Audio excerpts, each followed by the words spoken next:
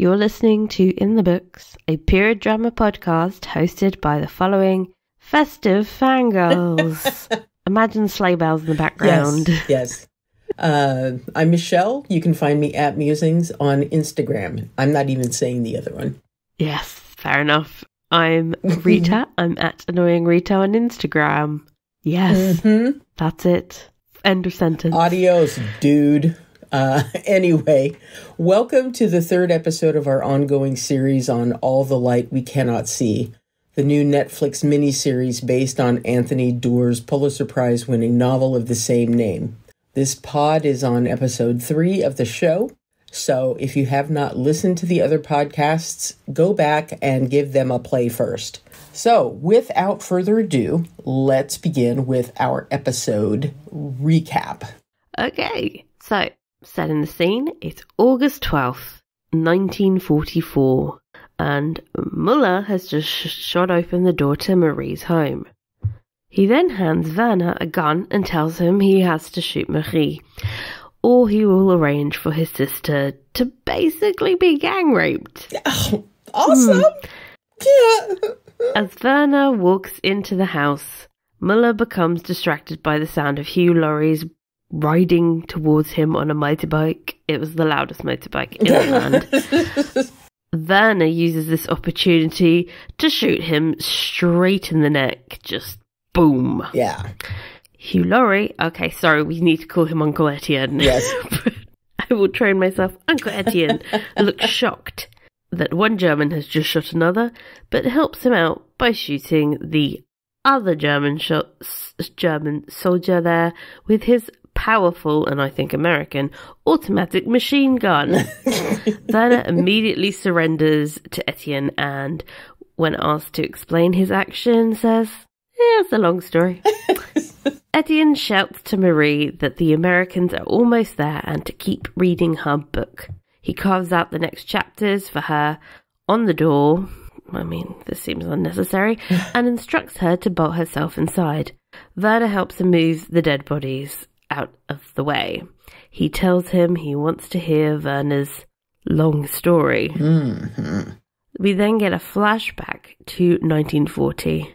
Marie and her father arrive in Saint-Malo at Uncle Etienne's home and are invited in by Aunt Manette, who explains that her brother is in the attic listening to his radio, which is pretty much his only occupation as he never leaves the house. Mm-hmm. Upstairs, Etienne is having a flashback within a flashback. Can you believe? Hi, Inception, anyone? Let's see. So his flashback is to his experiences in the trenches of World War I. The mud, the chaos, and of course, the sheer terror of being bombed and watching everyone around you die. He is startled out of his memories by a knock on his attic door. It's Daniel. When Etienne opens the door, Daniel notices a microphone beside his radio. Etienne is surprised to learn that broadcasting from a radio is illegal. The punishment is death. Etienne explains he doesn't read the newspaper much. He is clearly very disconnected from the outside world. Downstairs, Manette is explaining to Marie that Etienne was a war hero. He won many medals, all of which he threw into the ocean. He is still haunted by his experience and has not left his house in 20 years. She has tried to encourage the importance of fresh air and light, but Etienne insists that the most important light is the light we cannot see. Sound the klaxon! We have a title. Dun dun dun dun dun. Awooga. Awooga. Awooga. That was about the most half-hearted klaxon I've ever heard. It's 4 a.m. Yeah, that's the klaxon you're getting. There we go. Yeah. Fair enough. Daniel introduces his uncle to his daughter Marie, who looks startled and seems to recognize Etienne's voice. She asks if he ever broadcasts from his radio, but he changes the subject to the amazing-looking omelets Manette has made for them. Oh my god, I got so hungry watching that. Uh-huh. Back to 1944. Etienne takes Werner to the French resistance safe house, which is just the boulangerie, let's be real, and interrogates him, quotation marks around interrogates. It's not very aggressive. They share a cigarette, and Werner tells him about his childhood spent listening to shortwave 1310. He then explains that his interest in radios got him into a lot of trouble. We cut to 1942 as at Werner's Nazi school, which is just easier than saying the whole name. I'm not doing that again. The boys are doing a drill where they jump from a great height onto a Nazi flag. I mean, the metaphor, insane. Werner completes his jump and quickly runs to hold up the flag for the next boy. Dozens of them take the jump unthinkingly, but one boy hesitates and ends up landing with a thud, breaking his arm. The drill sergeant yells at him that pain is nothing. What is pain? What is it? And the other boys just keep moving. Ignore the broken mess of the boy. There are scenes of assault courses with yapping dogs, endless running, and just general misery. Yeah. Next, Werner is in a lesson with the rest of his class. They're given 1 hour to build a radio.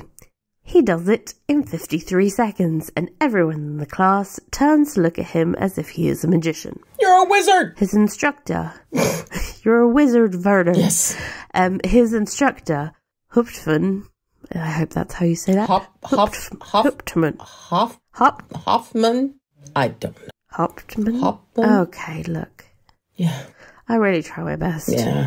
Is very impressed and gives him another test. So, Werner is taken outside in the middle of a rainy night and told to locate another boy's transceiver in the forest.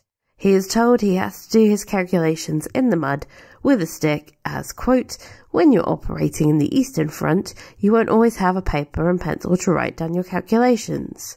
Werner is surprised as he is way too young to be going to the Eastern Front, but is told age isn't just a number.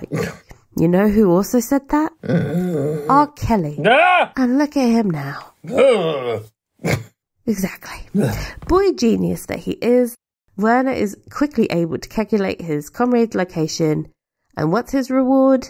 Being fast-tracked into the Signal Corps. Wow. Underage. There is another flashback to Werner at the Eastern Front, watching as his troop murders an entire family. Oh, sweet mercies. Yeah. He says the things he has seen haunt him. Etienne can certainly relate. An air siren blares across the town, and Etienne tells Werner to hide in the basement. He tells him that they will hold a trial that night, and Werner will plead his case to the French resistance. He laments that he has done bad things. Etienne tells him he has done bad things too, and they share a moment of mutual understanding. Well, across town, Von Rumpel is back at the sex worker's house. I think her name is Sandrina, but as with so many names in this show, it is unclear. Maybe Sandrina is cleaning the gigantic head wound Marie gave Von Rumpel and asking questions like, hey, what are you doing chasing this girl anyway? And he explains that she has the Sea of Flames, and now he needs it because 3 years ago, he was diagnosed with a terminal illness. Sandrina asks if he really believes it will cure him. Von Rumpel scoffs at his own absurdity, but admits that yes, he does. Flashback to Von Rumpel stomping down the corridors of the Muséum National d'Histoire. Okay. Histoire. We're gonna... You will learn the word histoire. That's the only word I can help you with, admittedly. But... The sad thing is, I took French. And it's all just oh my God, frittered away out of my brain. But anyway, histoire. You don't need it. You don't need it. Natural, in Paris, 1941. He stomps into the room where the precious rocks were housed and finds Danielle's colleague, Professor Hublin, the only black dude in this show. He wants to know, Von Rumpelstiltskin wants to know who took the stones. And Hublin, whose wife and children are going to be shot if he doesn't comply, gives him Daniel's name and tells him that he and his daughter were the last two people to see the Sea of Flames. When Hublin notes that Marie is blind, Von Rumpel remarks that, quote, man of science, end quote, Daniel should review his dismissal of the superstition. And maybe Hublin should too, because he too handled the stone and his entire family are about to be shot dead. Von Rumpel locks him in the museum safe because that's what he does. He likes killing people, have you noticed? Yeah. That's his hobby. Yeah. So, out of the flashback, Von Rumpel laments that he still hasn't found the stone. Maybe Jacqueline tells him that when the Americans come, the townspeople will... No. That's when I thought her name was Jacqueline. So maybe. This is maybe Sandrina? Is that what we came up with? Yes, maybe Sandrina. Sandrina. Tells him that when the Americans come, the townspeople will tar and feather her for sleeping with German soldiers. She obviously wants to avoid that. So, if Von Rumpel can get her out of the city, she will tell him where Marie lives. Ugh. I mean, fair enough, though, to be honest. I've seen footage of what they did. Mm-hmm. You had to avoid that. Across town, Marie is broadcasting her coordinates as usual. We flash back again. I don't think we've ever said the word flashback so much. Oh my God. To Marie and Etienne following her arrival to town. Etienne shows her around his secret attic room, mostly because she's blind and can't see what a mess it's in, and most importantly, shows her his radio and transmitter. She tells him that she feels like she knew him the moment she met him, just not by that name. She tells him that most of her life, she listened to the broadcast of a man who called himself the Professor on shortwave 1310. She thinks he is the Professor. Etienne begs her not to tell anyone and then sends her off to visit the ocean. Marie and her father are enjoying the beach. But I mean, like, Ruffalo was wearing this black turtleneck and I was like, really? Weird outfit. And they're talking about Uncle Etienne. Daniel tells her he plans to build a model of the town for her. We then get a fun montage of Daniel counting out the steps and diameters of the streets, much to the bafflement of locals. Does he notice this? No. Of course not. Daniel rips apart crates, whittles scrap wood, and works all hour of the day and night until he finishes. As soon as he is done, the Gestapo arrive to question why a mysterious man from Paris is measuring out the city.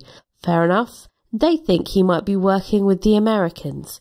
Now this listeners, this was a serious plot hole for me. Because as everyone knows, who was alive in the early 2000s, because we all watched Pearl Harbor for some reason, America did not join the war until Pearl Harbor, which was in December of 1941, a good 18 months after the invasion of Paris. Yeah. So I was like, what the fuck is everyone talking about in this scene? Yeah, I had the exact same thing where my finger slammed down on the pause button, and I was like, wait, what's going on? Wait. No bueno. Come on, people. You don't even have to be a nerd. This is just basic. That's basic. Oh my God. Anyway. Okay. Well, the Gestapo stomp in and ask to see Daniel and Marie. Remember, we're in that flashback. Okay. Daniel tells the truth that his daughter is blind and he's simply building a model for her. One of the officers takes a blade and dangles it in front of her eyes precariously. She doesn't flinch or even know what he's doing, so he decides she is indeed blind. He looks over the model approvingly. He then asks for their papers. Claude Degaray hands over forged papers. The Gestapo look them over and leave. Etienne is horrified and asks why the fuck Daniel would do something so stupid. Daniel says it's probably time for a little chat.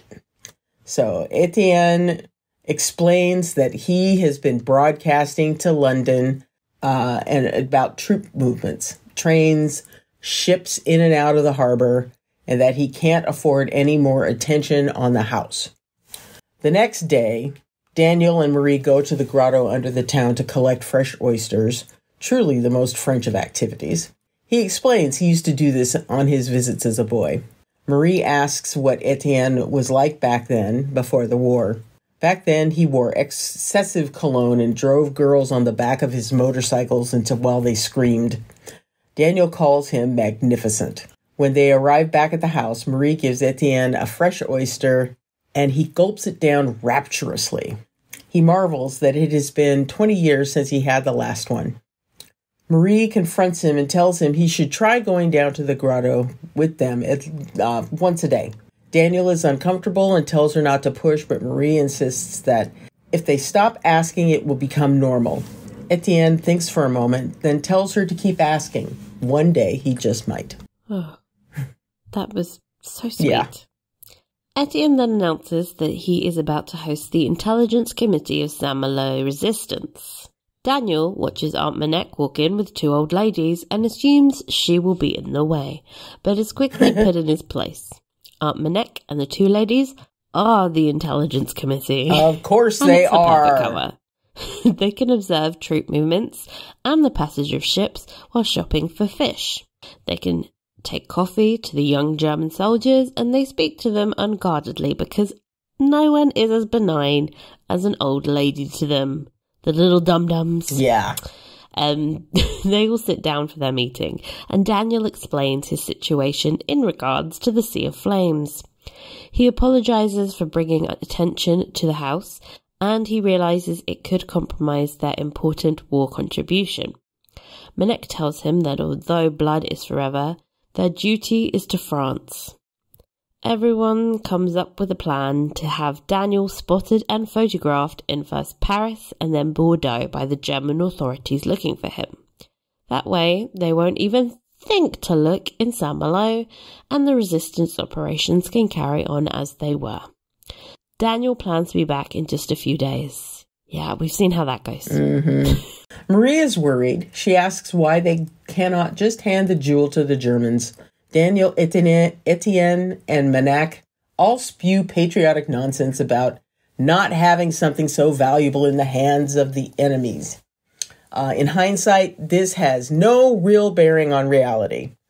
Daniel and Marie say goodbye. So, back to 1944. The bombing of Saint-Malo continues. A very fucked up looking Von Rumpel. Oh, yeah. No, not even an exaggeration. Yeah. I feel like I undersold it. Yeah. Like you have the word staggers through the destroyed streets. I'm going to say shamble, because he's just shambling.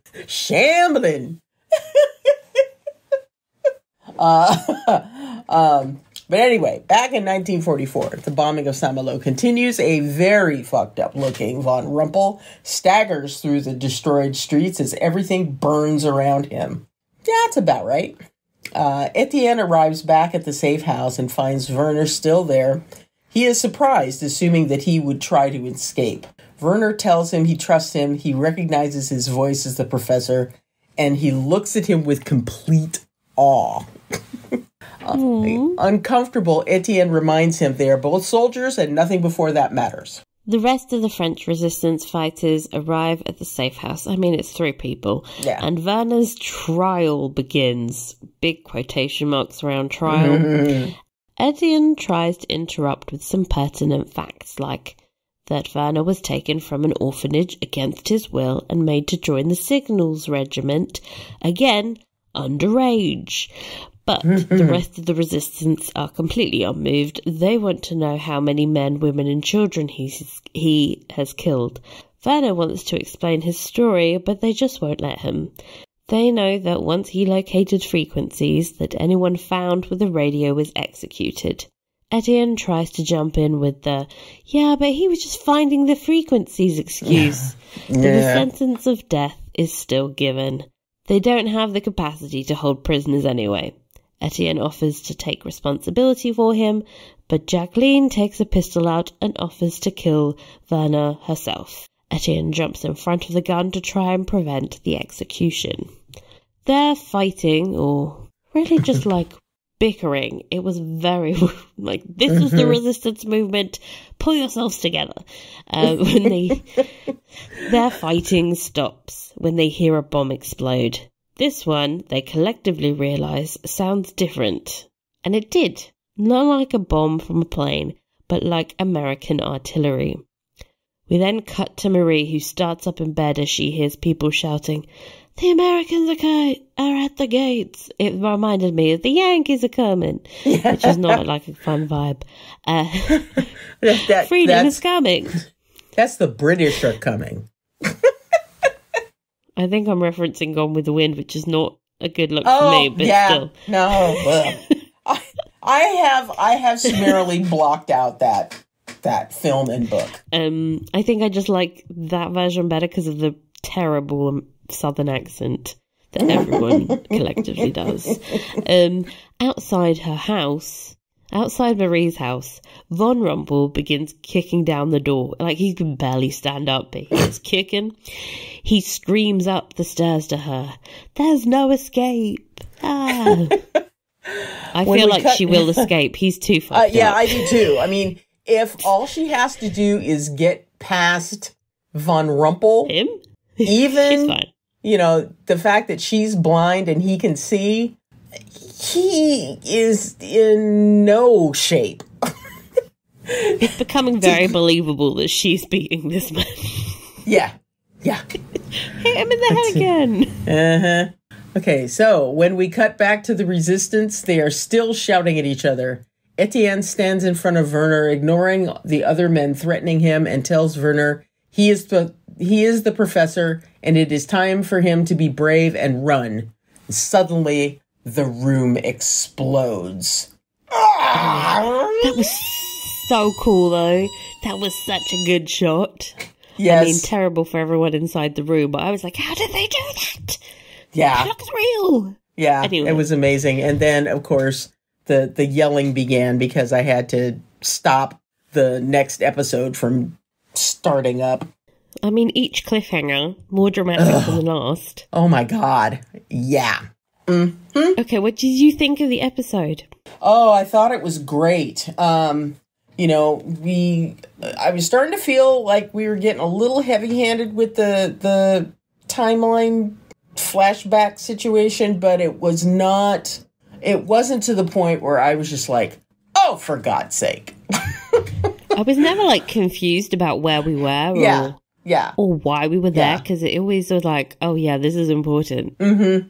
Yeah. You know, they got to clear this little bit up. And so I really enjoyed it. I think that the way that they have put this series together and, you know, finding the perfect spots to put in these cliffhangers. Oh my God, so good. It's just fantastic. How about you? God, I think this was my favorite episode so far. Yeah. Like you said, lots of flashbacks, but everyone got them flashback. Like, they all got that. It's like we met a character and saw what they were doing in 1944, and then it was like, here's what they were doing as the war started, and you got a really good contrast. I thought, I just loved every moment. There was like, it was never a moment where I was like, oh, this is a bit slow, or, oh, I'm not really interested in this storyline. It was just, you know how rare that is for me? Yeah. It's just like, because it was a slightly longer episode. It was like 1 hour and 2 minutes. You know, after 50 minutes, you get a little punchy. I get antsy. Yeah. I'm like, please. No, but I was gripped. So yay. Loved it. Yeah, it was great. Okay, crunch time, Michelle. Have you started the book yet? Yes. Yay! Yes, I have. Yes, I have. What are you thinking? I need to know. I'm like, okay, edge of my seat. I am really enjoying the audiobook. I'm shocked that I still have like 9 hours to go.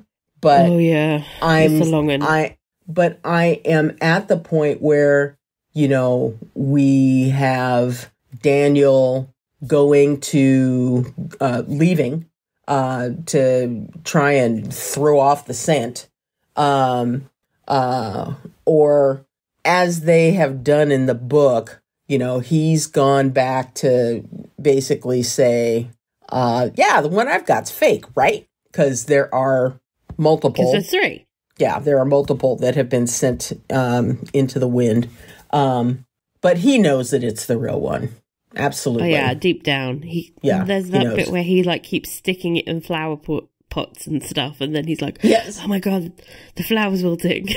Uh-huh. And I'm like, Daniel, calm down. That was kind of funny. Yeah. But yeah, so, we have, I have 9 hours left to go, and we're, I am caught up with a lot of the stuff that they talked about in this episode. So I know. And there's still 9 hours to go. The thing is that a lot of the stuff that's happening is in the future of the book, if that makes sense. Because, like I said, yeah, it's more chronological in the book. Mm-hmm. We haven't got to all of the bombing of Saint-Malo, really. No. So. No. But, I mean, the description... spoilers, it's very different. Yeah. The description that the way that they have written Von Rumpel's illness in the book is so good. This dude, he knows his words. Right? Yeah. There are so many moments that are straight up poetic. And that's how you win a Pulitzer Prize. Yeah. I mean, it's just a beautifully written book. I have found that I'm kind of, and I'm sure that this is going to change as we get further into the book, but, I was very surprised that we were talking about these children, essentially. Werner and Marie are just teenagers.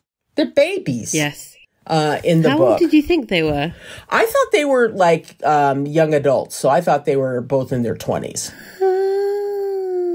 Yeah. Okay, so in my head, I was always like, oh, they're teens. I think the oldest, I'm not very good with her age, but I think at the start of the war, she's 14. Mm-hmm. So the oldest she would be is 18 at the end. Yeah. But yeah, I mean, I thought that they were in their 20s. Doesn't that really frame the whole way you look at them differently? Oh yeah. Especially with Werner. I mean, Christ. Mm-hmm. That poor kid. The Marie's just persistence in asking questions. I love her. She is like a dog with a bone. I love that because there is this there's always this sense that people are underestimating her, or they think well, she is a child, but they think that she's not mature enough to handle this because of her disability. Yeah. She's even more infantilized, and she's like, no, I need to know everything. Give me the deets. Yeah. It's what makes her so fun. Yeah. So yeah. Looking forward to continuing it even after we wrap up the series. One thing I really wanted to mention, oh my God, this episode, was the sound production. Like you said, last week, but it was so noticeable this week. You could really hear things like the seagulls. There's this moment where the seagulls are squawking over the dead bodies, and you're like, ah. Mm-hmm. Ominous seagulls, and then the sound of the motorbike as it trundles along very slowly. All of the explosions in the World War I flashback, you could hear the soil moving through the air. The sound of that boy's bones cracking as he hit the ground. Oh my God, that Haunting. Was horrible. That was horrible. There was the sound of the stomping boots as Von Rumpel was marching down that hallway. Iconic. And also you could hear his leather coat moving. Yes. Yes. It was like so, like he's like bending over and it's like creak flap. You know, it was amazing. Oh. You just hear details that you never do in other shows. Yeah. Obviously, all the hammering and wood sanding was. Yeah, and I also, you know, when they mentioned like, oh, that's a different sounding bomb. I was like, yes, that is. I can actually hear the difference. So many of the shows, they would say that and you'd be like, oh, okay. Okay, right, okay. I'll believe you, so. Sure thing, you know, that kind of thing. Yes. Oh. Whoever is doing the sound. I hope that they wind up. I hope that they wind up getting a nomination for sound editing for, you know, in one of these award show things that we're getting ready to jump back into, because they've done an exceptional job. Have we ever like noticed sound design before? Like this is not really our forte, but I feel strongly about this. I don't know if we've like called it out before. I am creaking back into the memory banks for our Poldark, and you know, I know we talked quite a bit about the soundtrack and the music, and you know what all they used for the various different scenes and parts of the show, but I don't know if we got into some of the sound and the noises. There was always seagulls and crashing waves. That was the soundscape. Sure enough. Yeah. Oh, I also noticed the chandelier jingling. Like when there's an explosion in the distance. The combination of that, watching the chandelier above her head swing precariously, thinking like, is that going to land on her bed? That's not good. But then also like the jingling noise it makes. And you would like, this is the kind of details you literally never think about. But they've gone into like real minutes with the sound. Like you hear everything. Well, you know, and obviously they have to, because that is the way Marie experiences her world, is through sound. And so, you know, I think everything has to be amplified so that it is very, very clear what is happening, even, you know, through the use of sound. So I am so glad I'm so glad you picked this, Rita. I really am. I'm so glad that I saw that Instagram advert for the show, because I would have absolutely missed this. Right? Oh. Yeah, but then, like, I think, like, other shows, even if you don't have a blind character, this adds such a different, like, layer of texture. It makes it feel so real. So many shows really half-ass the sound design. And probably because they don't have, like, a huge budget to, like... Yeah. But something like hearing Von Rumpel's uncomfortable leather coat like just adds a texture to the world. You're like, oh, this feels so real. Like he can barely move in that stiff coat. He feels constricted. Von Rumpel is a mess. It's a mess. I know, that's what makes him delightful. I know, right? Oh my god. Speaking of, let's talk Saint-Malo, 1944. First very minor plot point was when Werner killed Muller. Oh my gosh. Who saw that coming? That was, I mean, I was so riveted in what was going to happen after the cliffhanger that it was such a shock when everything happened. I had to rewind it because I wanted to experience it again. And I mean, and it was like, it was almost as if Werner and Etienne had planned this thing. Right?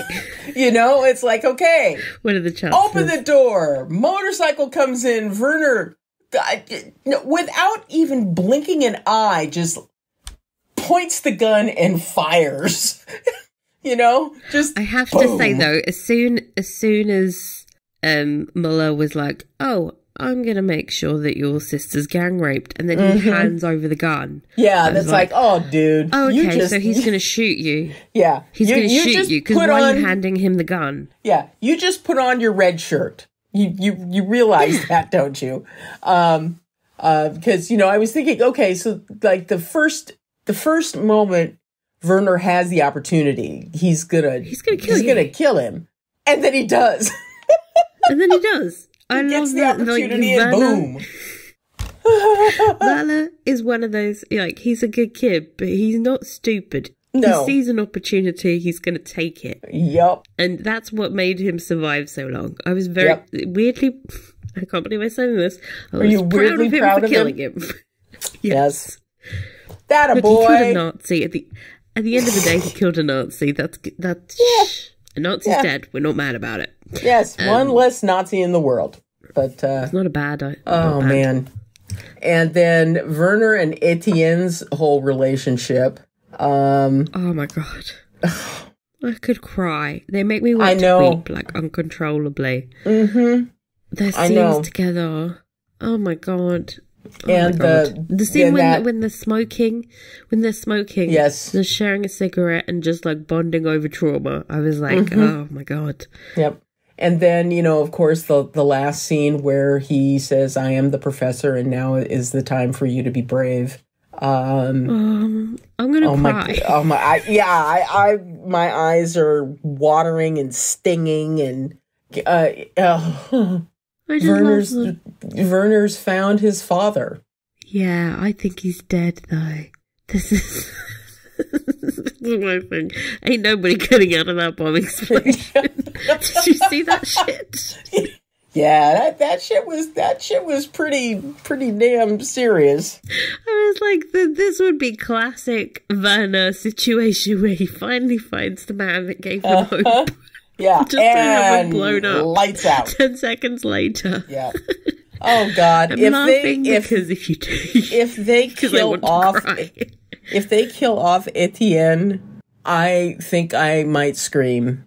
Dude, they wouldn't have exploded the room if he was going to survive. Yeah. You don't explode a room full of people. Like, yeah.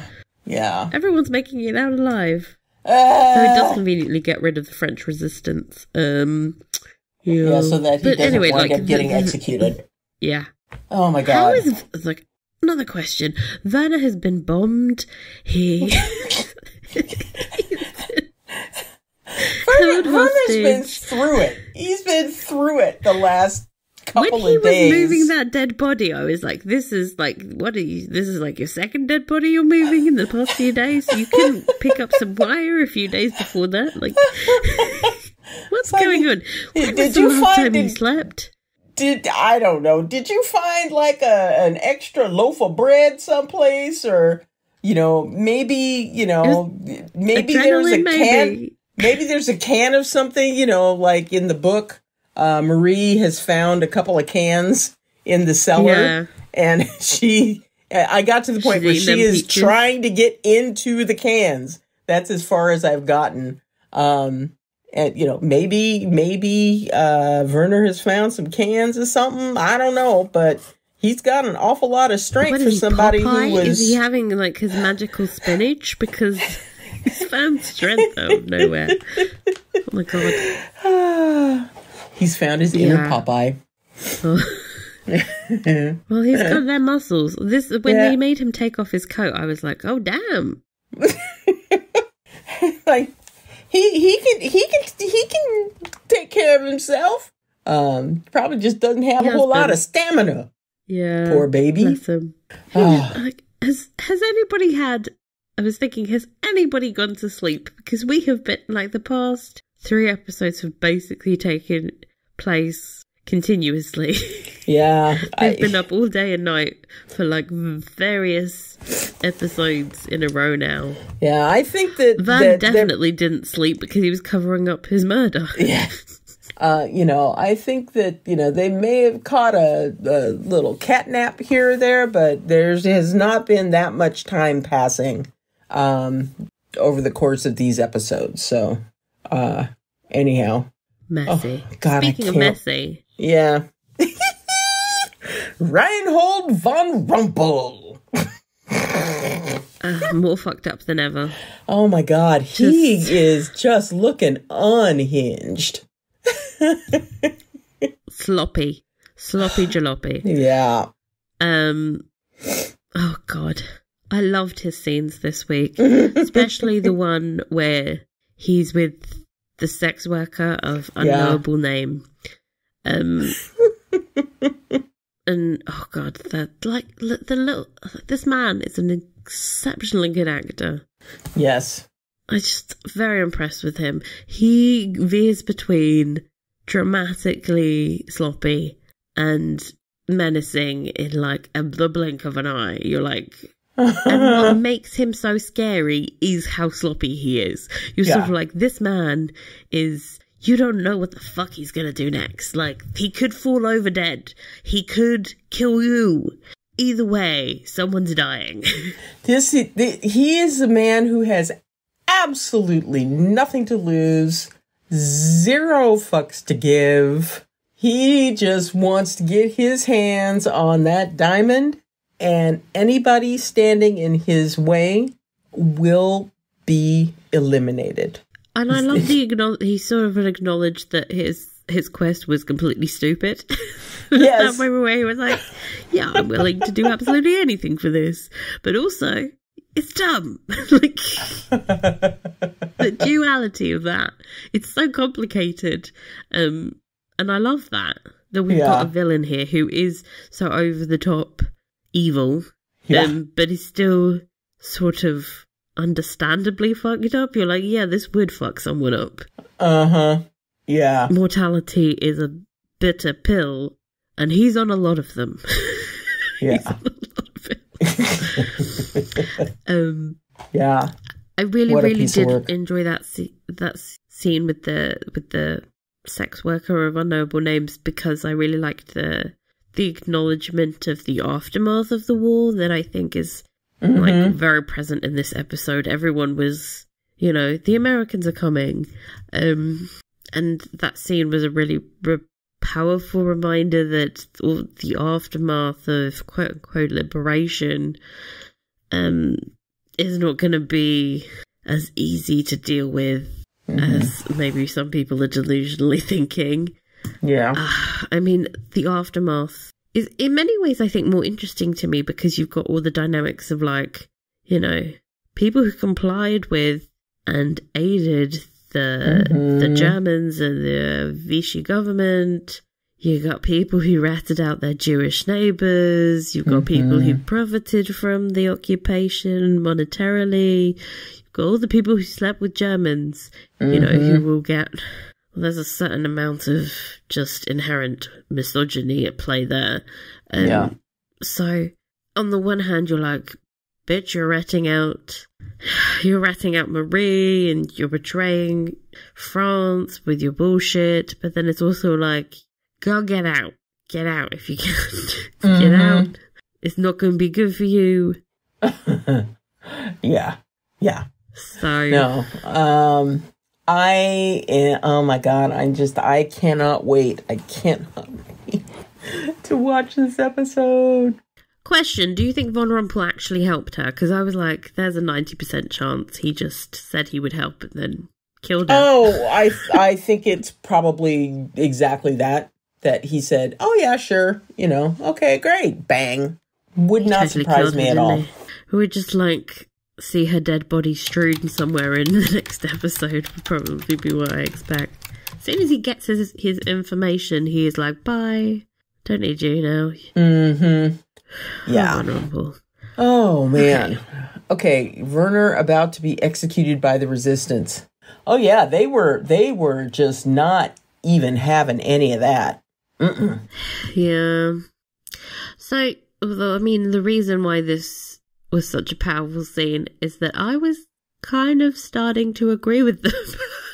I love Werner. I would defend him with my life, similarly to Hugh Laurie.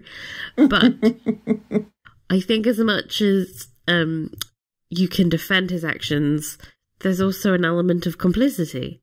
I think that's like an incredibly powerful scene because it's a question that I think we still are trying to grapple with. Like, how complicit are you with the crimes of your country? I mean, in Werner's case, he's a literal soldier, so he played a part in people's death. Even if he did it unwillingly, he was a cog in that machine, you know? Yeah. So you can understand why the French resistance members who have not listened to his story would be like, fuck this guy. It's fair enough. And I think it's still something we do not deal with. We want everything to be black and white. Yes. But, I mean, we're seeing that play out in the media at the moment. Everything has to be black and white. And it's like, hey, it's like, moral judgments are very fucking hard. Yeah, there are all kinds of shades of gray. And, you know, as you learn more about, you know, understand more about the context, etc., it becomes more and more difficult to continue to stand on one side or the other. Exactly. And I was like, it was a weird situation where I started off on Werner's side, then I veered over to the French resistance side, and then I was somewhere in the middle where I was like, maybe don't kill him, but maybe like he should be in jail for a little bit because he was. I want to casually mention how many people he's killed since the beginning of this show. I love him, and I do agree that he should have killed the people he killed, but also it's murder. Like, the way that I think everyone sort of just goes, well, it's war, is a problem. Like, we're like, oh, we can commit all these heinous acts because it's war. It's like, hey, war crimes. There are consequences. Here we go. America! Fuck yeah! Fuck yeah. Saving the motherfucking day, yeah. Yeah. Yeah, nobody knows the bit in the middle. I think it's been interesting that, like, the way the show started has been, like, the show started with the voice of Americans being like, we're dropping some leaflets, saving the day, woo, hoo, hoo, hoo. Yeah, let's deliver the mail. They're like a hovering, ghostly presence of like, oh, the Americans will come and save us all. We are about to do a very lengthy history corner, in which I will explain how this was delusional on everyone's part. Yeah, it's just very interesting to see. Yeah, of course, in that very moment, you're like, yay, liberation, everything will be fine, the Americans have saved the day. Obviously, reality is more complicated than that. But isn't it nice that America's on the right side for this event? Let's just bask in that for a moment. Yes, just to hang on, to cling to this one for a bit, because things just kind of go sideways after that. But, ugh. You can make a good case for America being on the wrong side of history for a lot of its establishment. But this one, you got right, America. Yep. Well done. Well done. Well done. Okay. A little late, but well done. So we're going back to the past again. I was very confused about when some of these events were happening. Maybe 1940, 1941, maybe a little bit 1942. Something like that. Who knows anymore? Marie Law and her father's arrival. Yes, in the car. So confused at the beginning because I was like, why the fuck have they made Manette Etienne's sister? Like, is the concept of a housekeeper so foreign to people? Just like, have her be a housekeeper. Who knows? Who knows? Does this feel unnecessary to anybody else? Yeah, I mean, now that I've read the book, because, you know, I didn't know any better when I saw the episode. Now that I read the book, you know, I think it makes sense. But, you know, the fact that she's been his housekeeper for all these years and he hasn't set foot out of the house, poor thing. It's gotta be a challenging work environment. You say that, but he seems to just hang out in one room. Like, That's very low key. You just have to clean the one room. Like, you can do anything out on these streets. He's not going to know. Like, good employer. Oh, God. That's hilarious. Marie learned that her uncle, great uncle Etienne, is the professor. Yeah. At what point did you realise this in the show? I had a feeling that the professor was someone. Yeah, that the professor was someone, someone closer than what we'd been led to believe. But as soon as they arrived, and as soon as you could see her recognize him. Oh my God, she did such a good job of recognizing his voice. She was just like, yeah. But then to be fair, she probably was like, Hugh Laurie. Oh God. But that was lovely. I love the fact that they have this secret between them. Oh, I know. I feel like he's Werner and Marie's dad or something. Their real dad. Their professor dad. So this is slightly different from the novel, but I realised they had made this change in episode 1. As soon as I heard the first recording, I recognised that fucking voice anywhere. That is Hugh Laurie's voice. I know Hugh Laurie's voice. I've been listening to Hugh Laurie's voice my whole life. I know that voice. So the reveal was kind of like, I was just waiting for it to happen. I was like, that's Hugh Laurie. Like, come on, when are we getting to the Hugh Laurie reveal? So as reveals go, not shocking, but it's still very moving. I think it's very still moving. Very moving. Especially with these two children. These two children who are coming from, different sides of the planet, really.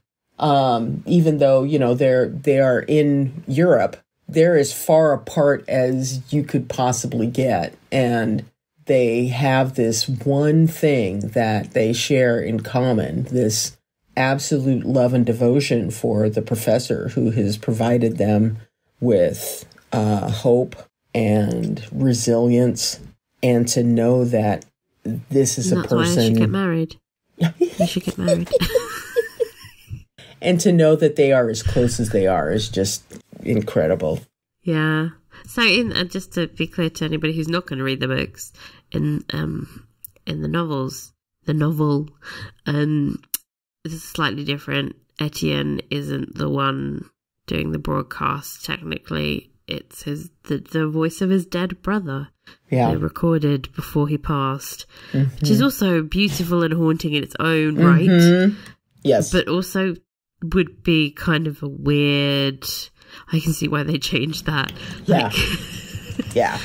You'd have to get into a very long flashback with the brother, and it would just derail the whole narrative they're trying to build in 4 episodes. Like, if you had a longer series, yeah, you could do that. 4 episodes. I'm not sure you could be like, okay, here's Etienne. Here's Etienne's brother. Here's Etienne's brother recording the messages. Here's Etienne's brother's getting rejected. Here's Etienne's brother's dying. Like, it would be like, we got one flashback to the war. To explain that whole backstory in the novel, you'd have to have like 7 flashbacks. It would be a whole thing. It would be a mess. Now they did some creative editing and a smart move on their part. It really works because Hugh Laurie is just a beacon of delight for everyone who ever sees him. And you're like, yeah, I understand being devoted to him.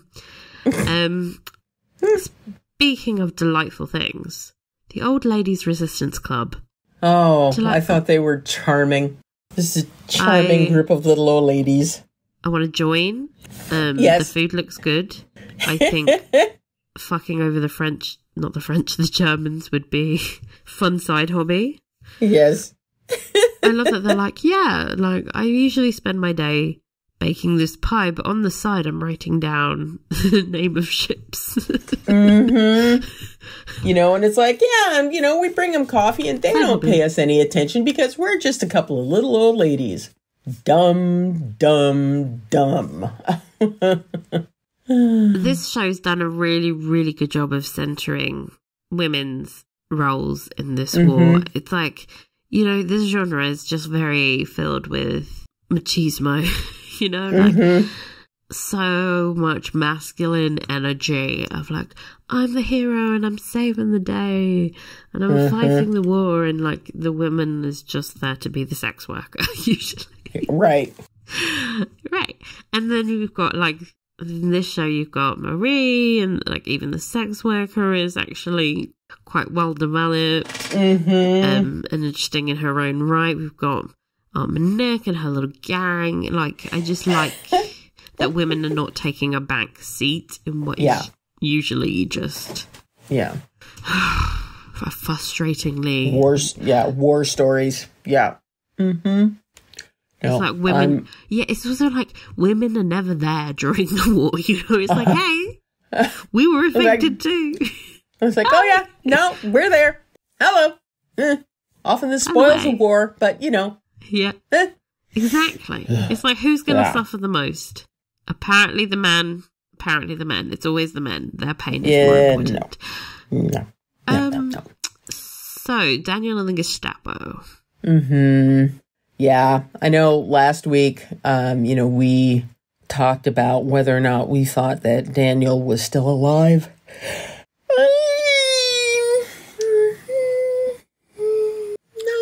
You don't sound more convinced. No! Is it watching him make such terrible decisions with the Gestapo that really sealed the deal? Yeah. I was very similar. I was very similar to Hugh Laurie. I was like, what? Well, how is this your plan? This is your plan? And he didn't even really have one. Like, Aunt Manek and Etienne had to come up with a counter plan for him because he had not thought this through. It's like, dude. I can't wait to see how he fucked up their plan, because he absolutely did in some way. Yeah. Ugh. So, I do not hold out much hope. And to be honest, I think if they decide it would be kind of cheesy if he came back, right? Exactly. You know, if they decide to bring him back, it would be and they all live happily ever after kind of thing, which this doesn't seem like the show.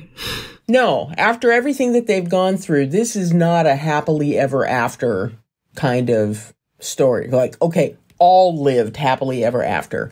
Wouldn't mind if Marie and Werner live happily ever after. If we could, everyone else is dying. Is basically everyone else is dead. But if I get Marie, happy Marie, happy Werner, then I'll be good. Yeah.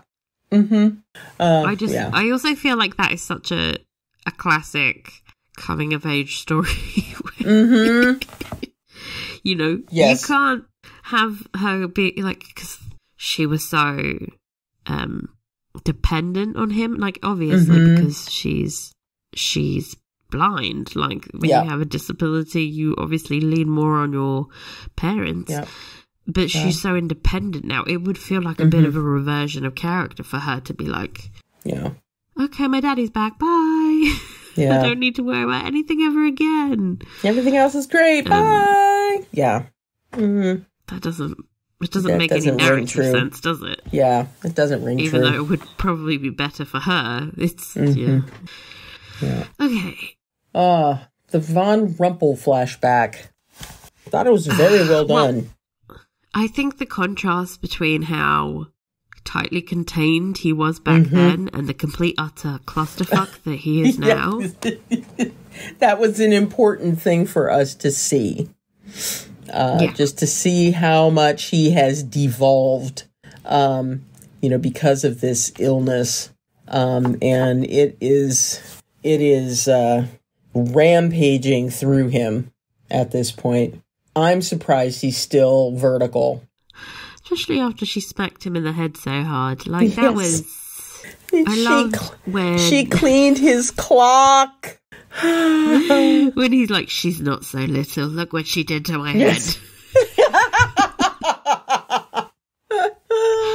Love that for her. Oh, That's why we love Marie. Yes. So, time for Rita's Unnecessary Historical Context Corner. This week's historical dad bits are sponsored by Wikipedia and the power of insomnia. Okay, so first I want to talk about female resistance in World War II. Intelligence agencies realised fairly early on the important part women could play in wartime spying, in what had been traditionally considered the domain of men, because everything was traditionally considered the domain of men. Women were thought to be more inconspicuous as spies, as we saw in the show, and they capitalised on this perception during the war.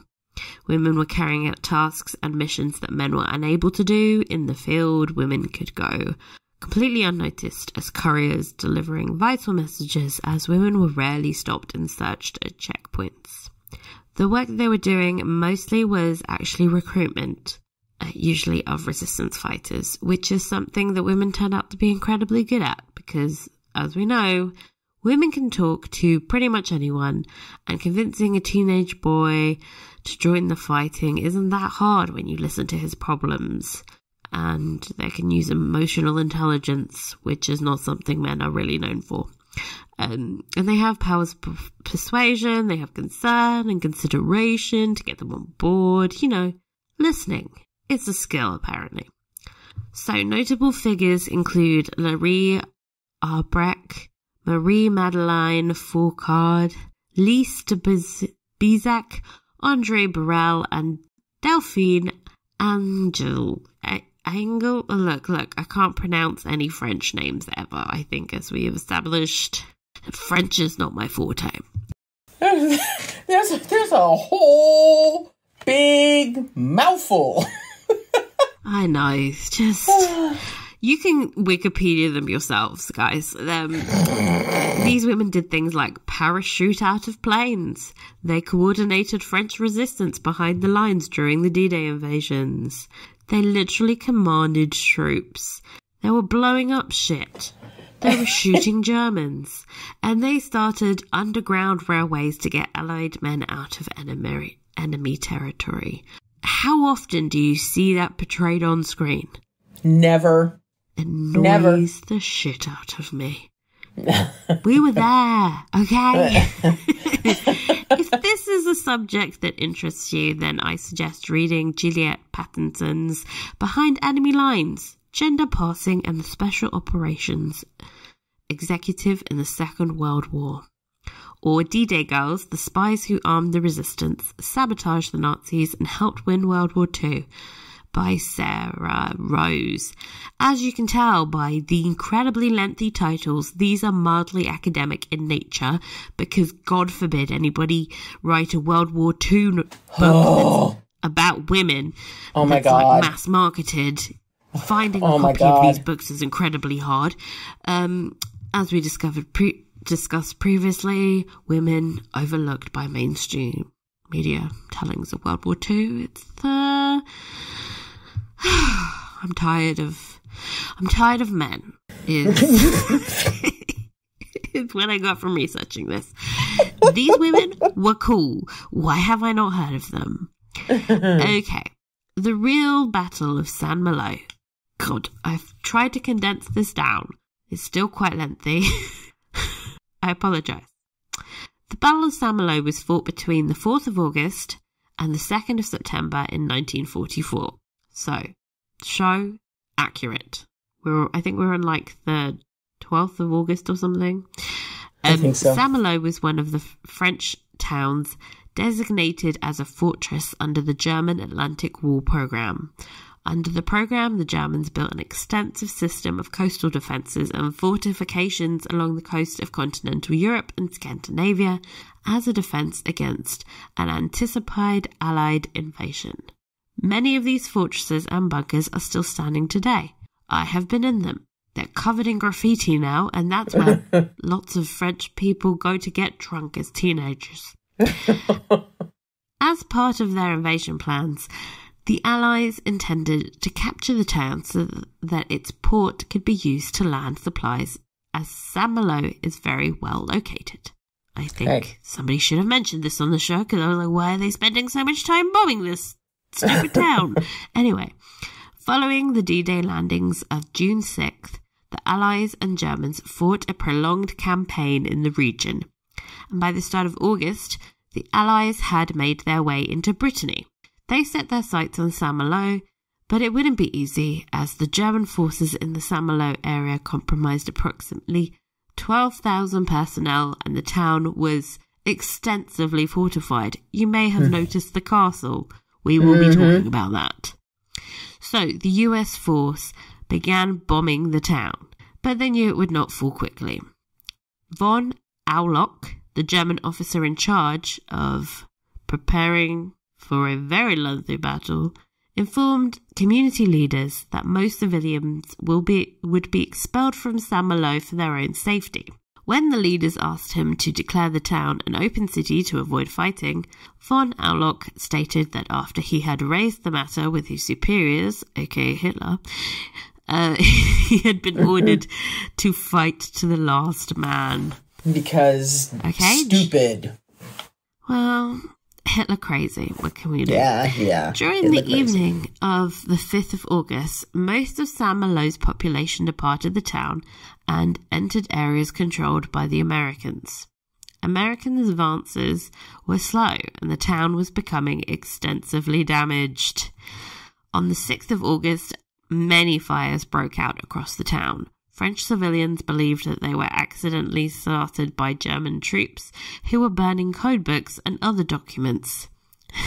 I love that rumour.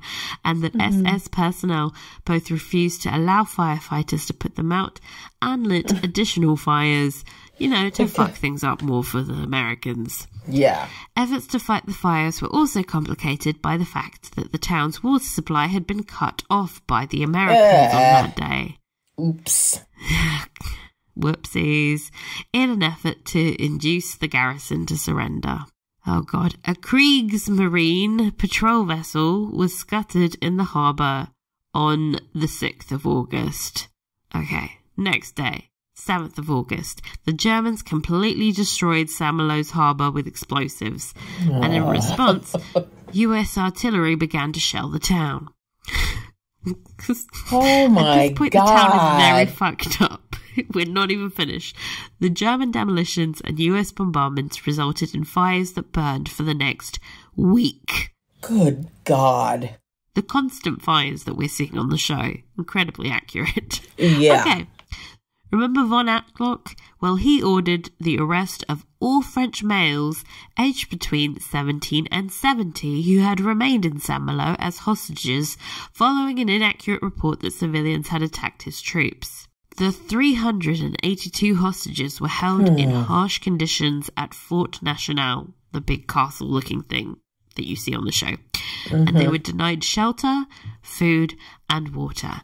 And when US mortar fire struck the fort, 18 of the hostages were killed. It's like, really, who is the good guy here? Yeah, honestly. The Germans are killing them, the French are killing them.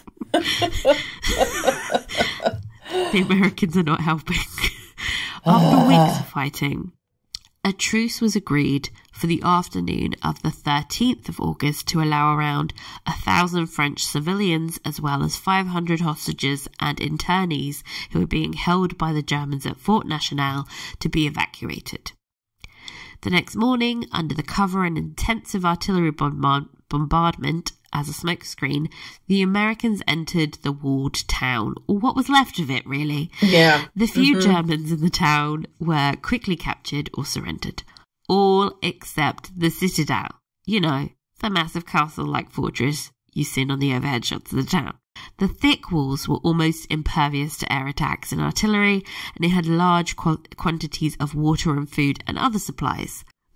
The garrison was weakly armed, with only 18 or 20 machine guns and a few mortars, but these weapons had been skillfully sighted to maximise their effectiveness. Because it's a fucking castle, you don't need that much to defend it. So it was going to be difficult for the Americans to neutralise the citadel. A US psychological warfare unit tried to persuade the Germans to surrender, but they were unsuccessful, and von Auloch also rejected entreaties from a captured German chaplain and a female French civilian with whom he had a close relationship. Oh dear. His refusal to surrender and the hardline orders he issued led to his receipt of the nickname the Mad Colonel by the garrison. Oh boy. By the garrison. These are his fellow German officers. They're calling him mad. Okay, so an air attack using napalm incendiary bombs was planned for the afternoon of the 17th of August. So the US were like, hey, there's only one tiny group of Germans left. Let's napalm them out. Let's just napalm the motherfucker. This was one of the first time napalm bombs were used in combat, by the way. Yeah. This was right up there. Shortly before the time for which the air attack was scheduled, a white flag appeared over the citadel. Fair enough. And a party of German soldiers emerged from it to inform the Americans that von Auloch wished to surrender. Don't blame him. Yeah. So the US Army you are about to wind up getting waves and waves of flaming fuel dumped on your head. Okay. And he fight was like, to the no, last man? Fight to the last man? He's like, suck it, Hitler. We're not fighting to the last man. Exactly. Oh, God. Okay, so the US Army began work on reopening the port in Saint-Malo on the 25th of August, 1944. But it was soon judged unsuitable due to unfavourable tidal conditions. I don't think that's the real reason. And because of the extensive damage caused by the bombings. There we go. That's the reason. And the plan was soon dropped. So Saint-Malo was never used to land supplies for the US military. After all of that. Weeks of bombing. Mm-hmm. Anyway, as a result, historian David T. Zabecki has written that while the capture of Saint-Malo was a tactical success for the Americans, quote, on an operational level, it contributed very little to the Allied war effort. End quote. Yeah. So yeah, Saint-Malo suffered extensive damage. Civilians died during the battle. 683 of the 865 old town buildings were destroyed. Oh. I can't even work out how high that ratio is, but that's the majority of the town. Yeah. Reconstruction of the town was not completed until 1960. Oh my God. And a new sphere was installed on the cathedral because the sphere had been completely fucked up by artillery. Of course. In 1971. That's how long it took them to rebuild. Wow. No ruins were preserved in Saint-Malo, and most signs of damage on the surviving buildings were obscured. By the early 1960s, Saint-Malo was a popular holiday destination again, and you can barely tell that it was completely fucked over. But I think, as we've all learned during today's History Corner, the Americans destroyed this town, and for what? Not a lot. Nothing. It was. You know that meme of Cardi B screaming, "What was the reason? What was the reason?" That was me researching this. Oh my God. Why did you do this, America? I mean, yes, this is the thing. We can use the term liberation in air quotes. Mm-hmm. But you gotta think about the cost. Yeah. Also the literal cost, because those bombs weren't free. Yeah, did any of y'all do a cost-benefit analysis of the whole... I'm guessing not. You need to, go into accounting. Yeah. You notice how the American military never has to worry about, their overheads. Yeah. Hey, do you think we should be spending this much money on bombs? Nah. When they didn't napalm that citadel, they ended up using the same napalm bomb slightly further down. Oh. And fucking up this other town. Oh, God. I was like, well, we got it. Might as well use it. Oh, Basically, Lord. yeah. Oh, Lord. This, like, researching this has really radicalized me into thinking that men don't deserve to be in charge of these decisions because they will make the wrong ones. They're just like, yeah, let's just destroy it. Just bomb it. Yeah. Oh, there's people inside? Yeah, but we really need to liberate them. Okay. Great. Oh, God. Okay, so, favorite characters and performers and performances. Oh, national treasure Hugh Laurie. Yeah. How is he not Sir Hugh Laurie? I'm going to, like, decide if he's a Sir. Maybe he would... Oh, God. If he isn't, he should be. All of his scenes this week I absolutely adored. If he was with Marie, if he was with Werner, loved. I've just found out he's the commander of the British Empire, so he's a CBE. That's not a Sir. I feel like we could knock him up. What does that mean? Oh, nothing, really. It means nothing. But it's not a... Is he a Sir? Can he be... He's not a Sir. He's should be not a Sir. He should be a Sir. We have lesser Sirs. I mean, seriously. So many lesser Sirs, so... Seriously. Join the campaign. Is Beckham a Sir? No. He's a CB? Okay, good. Because I was going to say, if Beckham is a Sir and Hugh Laurie isn't, I'm going to throw some hands. He's an OBE. I don't know the difference. This is like my one area of absolute indifference as somebody who actually knows the difference between titles. I don't know. He's an officer, again, an officer in the British Empire, but I don't know the difference between a CBE and an OBE. Oh, God. We've got down a real tangent. Mm-hmm. Current classes. There are 5 classes of appointment to the order, from the highest grade to the lowest grade. The lowest grade is a member of the most excellent order, so an MBE. Then you have an OBE. Then you have a CBE. Okay, so... And then you have a Dame. Dame or Knight Commander. A Knight. Okay, so David Beckham is an OBE, which means he's 4th. Okay. This is ranking. Okay. And Hugh Laurie, if I Google this again. Okay, Hugh Laurie is a CBE. So he is... So commander. He's a commander. He is 1 step above David Beckham. I feel like that's fair. As long as he's better than David Beckham. Yeah. Oh, absolutely. Absolutely. Maybe in the next few years, they'll knock him up. Yeah. I mean, why I hauled David Beckham into my brain and out into the ether, I have no idea. He is very famously something in the... Yeah. Oh, yeah. To be fair, like, okay, this is not a David Beckham podcast, but when the Queen passed and everybody was queuing up for the queue, as it was famously called, to see her body, like, he just, like, David Beckham actually got in the queue and stood there for, like, 11 hours by himself. Like, he was just a regular schmo. All right, I gotta respect that. He could have got, like, a special pass, because he does have that OBE, but I think, ultimately he is a bit of a wanker, but he, in that respect, yeah, he's all right. Yeah. He's no Hugh Laurie, but he's okay. There's worse people. He's good. He's okay. Oh, gosh. Okay. How about you? Favorite characters and performances? Hugh Laurie, but I also want to give a shout out to Lars Eidinger. Yeah. Lars Eidinger. Capital A acting. Our man Rumpelstiltskin. Yes. Yeah. Yeah. He is amazing. I would love to see more things with him in it. I was thinking the same. If I had an infinite amount of time, I would watch his entire...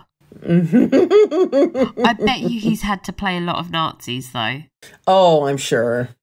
German actor. I'm sure. I feel really sad for all the German actors who were like, well, if I ever make a Hollywood movie, gonna play a Nazi. It's like, God, another Nazi. Is that the only thing Germans are good for? What about you? Are you picking Hugh Laurie as well? Oh, yeah. Hugh Laurie, all of his scenes this week were like right up at the top of the list and had me crying on a couple of occasions. Yeah, just he's so damn good. Have you ever seen Blackadder? I've seen a couple of episodes. I haven't seen the whole thing, but I do know. I do know of what you speak. I do. like a foreign language. I kept thinking about the last season of Blackadder was set in World War One. Oh my god, the ending of that always makes me weep uncontrollably, and it's like a very light comedy show. But it's all the characters. They all say goodbye to each other and then they go over the trenches. And every time anybody goes over the trenches in World War movies or anything like that fucks me up. Yeah. Oh, yeah. He usually, because in Blackadder, he usually played like the posh idiot, you know. Your classic, very posh, very dim, jolly nice, a good fellow, but awfully thick. Yeah. So I kept thinking not the brightest bulb. So, like, for Hugh Laurie to be playing a World War One veteran again was a moment for me, because I had that in the back of my head. Yeah. And then they hired a different actor to play him when he was younger. That was a trip. I was like, who is this man that looks so much like Hugh Laurie but is not quite Hugh Laurie? And that was gosh, that scene was hard. Okay, favorite scenes. I think it was the scene where Werner and Etienne are facing the resistance folks, and shit is about to get real. That was when I cried. Yeah. Yeah. Oh yeah. Yeah. That was another one of my sobbing moments, and then of course everything explodes, and I'm like screaming at the television. No. Yeah. That was another moment where instead of being like, oh no, I was like, that's so cool. Well done, you. Well done. I was impressed. Oh my gosh. Yeah. Yeah. I love that scene. The other scene I loved it. It's just a very quick scene. It is our dear friend Rumpelstiltskin shambling through the burning streets of Saint-Malo. I love him. That was so good. I'm obsessed with just his whole vibe. Yeah. Oh, this man. I would say like the final 2 or 3 minutes of this show. Yeah. Technically not a scene, but just the way they cut everything, and they were cutting between different locations and building the tension, and then like screaming, and then boom, Rumpelstiltskin kicking open the door, screaming up at Marie. They would cut back to the fighting in the that was amazing. They know how to do a cliffhanger, that's for sure. Yeah, that's for damn sure. I can't imagine anyone watching the show being like, nah, I don't need to watch the next episode. Just, I don't really care what happens. I would want to have a conversation with them and say, okay, you gotta explain yourself. Because this cannot be borne. How about costumes? Well, you mentioned one of the things earlier, the leather coat. The uniforms, they have just gone above and beyond on the uniforms for the soldiers. And with the added benefit of the sound editing being off the chain, it just makes the costumes even more vibrant. Right? You can hear the costumes. Yeah, you can hear the costumes. Hear the squeaking. Can't really say that about anything else we've watched. You can hear the costumes. I loved. I just wanted. We should probably mention Marie's outfits, by the way, because I was thinking she has a lot of linen blouses. I was like, she's got a whole peasant blouse aesthetic. Yeah, just a lovely wisp of a girl. Right? It's perfect because it's like both practical and romantic, which is just the embodiment of Marie. Like, the embroidery isn't like that fussy, but it is a little bit whimsical. And I'm like, yep, that is... This is perfect. And I think they've done a really good job of, like, she's wearing the same clothes in the past, but she looks so much more fucked up. Oh, yeah. She's gone through it. I noticed, like, in some of the scenes, she's got, like, scratches along her arm. There are, like, bruises. Her hair is tangled. Well, we've got to remember that, you know, she spent a considerable amount of time in that grotto getting beaten up by Rumpy. And so... I know, but how many shows have we seen where they would have just completely forgotten that happened to her and just stuck her in, like... Oh, too many. She would have been fine. Too many to count. But yeah, I mean, they are all showing their wear and tear as we get through each of these episodes. You know something? I think I'm going to have to watch the damn thing as soon as I finish this.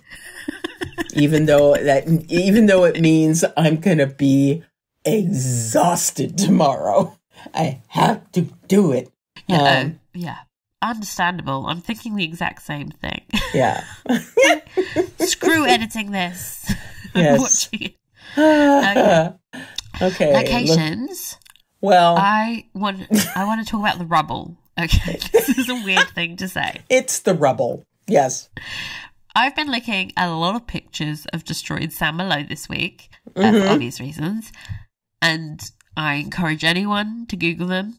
I would say Saint-Malo was actually way more fucked up than you see on screen, but they did do a good job of really going, shit's on fire. You can't walk through the streets because rubble's piling up. Like, you know, some shows, they just put a little bit of dust in the air and they CGI some fires. And they're like, yeah, that'll do. But this show, they were like, no, we're fucking up this town. Yeah, they sure as hell did. I am looking through some of them right now and holy crap. Like streets that are just covered with, you know, foot and a half by foot and a half. Yeah, foot and a half by foot and a half chunks of rubble from the buildings that were destroyed. Like I said, it's insane. If you look at pictures, you just can't really see a town at the end.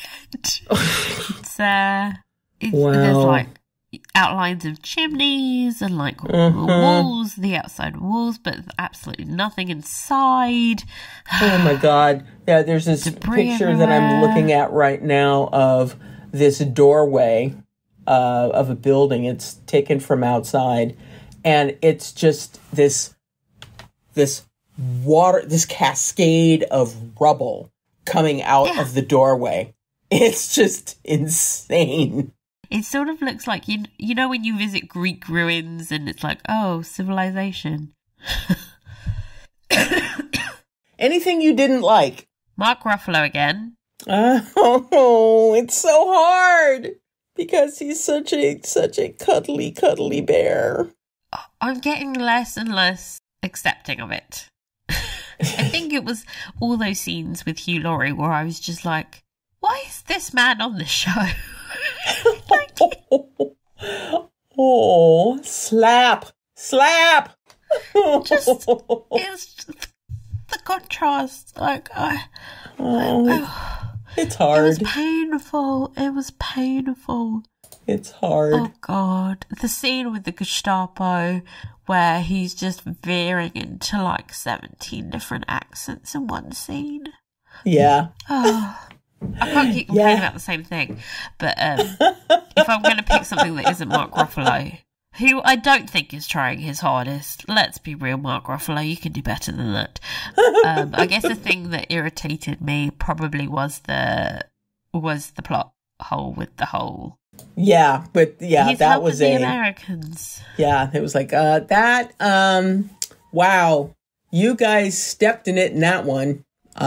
Because it was enough for me to just go, wait, hold it, and kind of come out of my immersion that I had been in. Yeah, it's always bad when you have to pause the show and go, what? Yeah, exactly. You know, and I know that, you know, it's like for a lot of people, like, oh, just go along with it. I can't do that. It's not how my brain works. I'm pedantic when it comes to this stuff. Yeah, because, like, a lot of the plot holes I point out are pedantic and involves knowing details about history that most people don't give a shit about. But this was real basic shit. This was you're taught in, like, elementary or primary school if you're British. You know when America joined World War II. So that was a big one.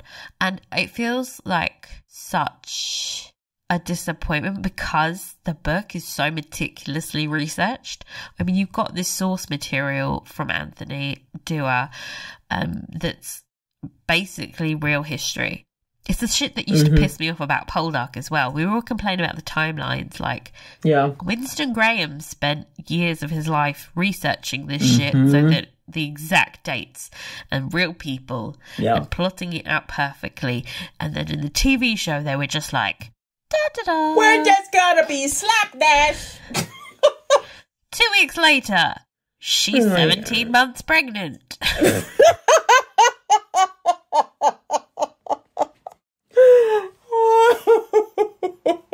Why are you doing this? Like, you have good source material. You don't even have to do the research. Somebody else did it for you. It's all right there for you. Yeah. Why are you fucking up this badly? Yeah. Okay. How many Sea of Flames out of 5? 5. 5. The best one. This is the best one. I was going to go 6. And the wait continues to find out why the ratings were so bad. I think the last episode might be. I think if the last episode blows that many goats, then we'll have a lot to talk about next week. But I think we'll have a lot to talk about next week. Yeah, right. Yes. Well, we have a lot to talk about. Just generally, like, we could feel. We don't really have to talk about a show. We could just come on, talk about Hugh Laurie for like 45 minutes. Okay. Shall we do inbox? Let's see. Inbox. Episode 3, Reflection. Light. Get it? Winky face emoji. All hail Hugh Laurie. Love him and everything he does. That's it. Question. Are we to believe that Daniel didn't know his Uncle Etienne was the professor that his daughter listened to? I mean, did I miss something? Or was it all a big ruse to protect all involved, above all Marie? I guess several people are keeping secrets in this story. It's not a ruse. This is just... yeah. Daniel is either very oblivious. I think, like, we could... Okay, let's I can go with that. Posit this. Daniel is stupid because all of his decisions have been bad. I think that is the world we live in. Yeah. Lovable dumb. He loves his daughter, but damn. Instincts. Not great. Not everyone's cut out for war. Yeah, true enough. The Saint-malo Old Lady Resistance Club Intelligence Group. I mean, I love it for more reasons than you can imagine. Reflecting on your podcast last week and the role people and authorities took during the war and watching this episode in particular made me think about my nonna and my dad. It seems reasonable to look back and suggest more could have been done by people in general, but as always, it's more complicated than this, and I wish more was done to show the experiences of the actual realities of living through such a time. Yes, preach it. Yes. We need more people's stories of just regular people. Yes. With this in mind, I'd like to tell you about my father's family's experience. Yes, they are Italian, and yes, they were on the German side to begin with, but don't be fooled into thinking that people living under the fascist Mussolini regime were willing spectators of what was to come. I mean, it wasn't as if they had a choice. The hero of my story is my nonna, grandmother, who was left to look after my father and young baby daughter during the war, whilst my nonno was a soldier away fighting and eventually a prisoner of war. Being the feisty woman she was, she took umbrage at huge risk and would challenge her local authorities constantly, literally in the town square for all to see, about the injustice of the Mussolini-Hitler rules, which of course were being manipulated to suit various people in authority in her small town. But at the core of it, she was fighting to protect her little family, to keep them fed, healthy, and sheltered in caves during bombing raids. But all her political agitating of the authorities took a toll, with her 2-year-old daughter being taken by the authorities for protection. Oh my God. Baby Maria did not survive. Oh God. My nono, grandfather, never met his baby daughter. My nonna confided this story to me over many years, and even on her deathbed, she spoke of her beautiful baby Maria, and perhaps her choice to fight was the right one, but at what a cost. She always asked for forgiveness. So all I can say is she was very brave, and I'm not sure what I would do faced with the same decisions. Yep. Sorry to end on such a provoking story, but if my nonna taught me anything, it was to continue to be resilient and challenge and question everything and everyone, because if we don't, we may regret our lack of choices. Maybe that's why I'm a scientist. Who knows? Anyway, I am enjoying this series. Until next time, ciao, Maria. Oh, Thank Maria. you, Maria. That's such a heartbreaking story. Thank you so much. One thing I didn't get a chance to mention is our history corner is there was a lot of French women protesting on the streets. Like every week women were agitating, I think, across the whole of Europe. That's another story we don't really tell is the... We think everyone was compliant. There were people protesting. They paid a huge price for it. And at the forefront of a lot of this was women, because men were away fighting. Women had to be their advocates. And, you know, some of that was obviously devastating in the case of Maria's nonna, but it actually led to the birthing of a political movement for women. And women got votes across Europe for the first time, because we did get votes in like the 1920s, but it was only for a certain class of women. Of course. Post-war women, there was an emancipation of rights for women. We got more politically engaged.